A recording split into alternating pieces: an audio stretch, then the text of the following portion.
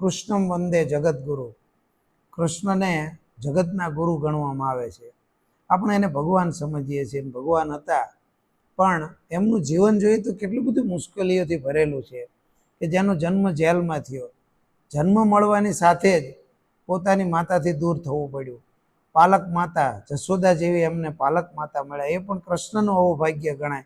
અને જશોદાનું પણ અહોભાગ્ય કે જેને કૃષ્ણ જેવો બાલકૃષ્ણનો ઉછેર કરવાનો પોતાને એક સરસ મજાની તક મળી. તો કૃષ્ણ ભગવાનનો જન્મ જેલમાં થયો. માતાએ જશોદા માતા એનો ઉછેર કર્યો. એમણે બાળપણમાં ઘણી બધી કપરી પરિસ્થિતિનો સામનો કર્યો. પોતે જો સમજી શકે એવી પરિસ્થિતિ, સમજી શકે એવી ઉંમર નહોતી, ત્યારથી જ એમને સંઘર્ષમાં ઉતરવું પડ્યું.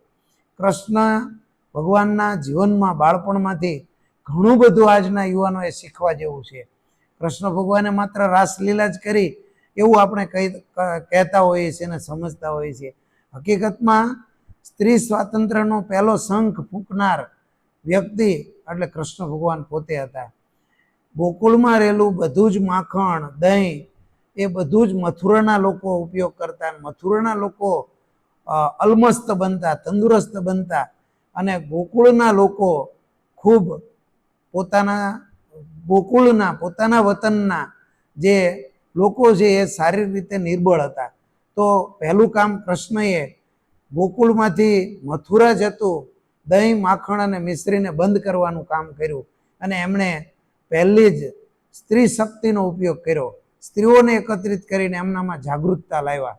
એટલે કૃષ્ણએ આપણે સમજીએ છીએ કે માત્ર રાસલીલા કરી એવું નથી, પણ સ્ત્રીઓનો વિશ્વાસ જીતવાનું બહુ મોટું કામ કૃષ્ણ ભગવાને કર્યું. 11 વર્ષ અને 52 દિવસની ઉંમરે કૃષ્ણ ભગવાને કંસને મારી નાખ્યો. મથુરાના રાજા બની શક્યા હોત, આરામની જિંદગી જીવી શક્યા હોત, પણ એવું ન કર્યું.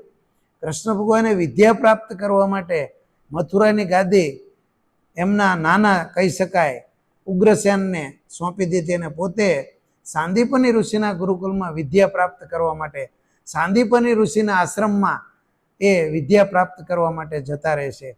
અને આપણે બધા જાણીએ છીએ કૃષ્ણ ભગવાન જ્યાં જ્યાં ગયા તેમણે પોતાના પરાક્રમ દ્વારા સામેના વ્યક્તિ ઉપર હંમેશા પોતે કંઈક એના ઉપર ઋણ મૂકતા આવ્યા છે. કૃષ્ણ ભગવાને પણ પંચજન્ય, એમના હાથમાં રહેલા શંખનું નામ છે પંચજન્ય. એ સાંદીપની ઋષિના પુત્રને પંચજન્ય નામના રાક્ષસે બંદીવાન બનાવેલો. એને મુક્ત કરાવવાનું કામ કૃષ્ણ ભગવાન કરે છે અને પોતાના શંખનું નામ પંચજન્ય રાખે છે. ત્યારથી શરૂ કરીને એમના જીવનના દરેક તબક્કે આપણને કંઈક ને કંઈક નવી પ્રેરણા મળે છે. આજના જમાનામાં હવે તો આવતા મહિને જન્માષ્ટમી એટલે કૃષ્ણ ભગવાનનો જન્મદિવસ ધામધૂમથી હિન્દુ લોકો ઉજવશે. પણ સાથે સાથે કૃષ્ણએ કહેલી વાત આપણે આપણા જીવનમાં ઉતારવી જોઈએ અને એને સમજવાનો પ્રયત્ન કરવો જોઈએ.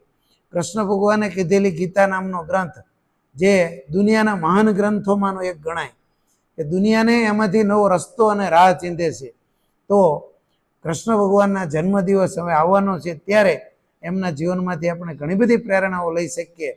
આજે બોયફ્રેન્ડ ને ગર્લફ્રેન્ડના સીસરા જે સંબંધો છે એની સામે કૃષ્ણ અને દ્રૌપદી એના એકદમ ઉન્નત પવિત્ર સંબંધો, સ્ત્રી અને પુરુષ ફ્રેન્ડના મિત્રતાના સંબંધ કેવા હોઈ શકે એનું આદર્શ દ્રષ્ટાંત કૃષ્ણ અને દ્રૌપદીનું આપી શકાય. તો કૃષ્ણ ભગવાનના જીવનમાંથી ઘણી બધી વાતો આપણે શીખી શકીએ એમ છે. એટલા માટે જ કહેવામાં આવે છે કૃષ્ણમ વંદે જગદગુરુ.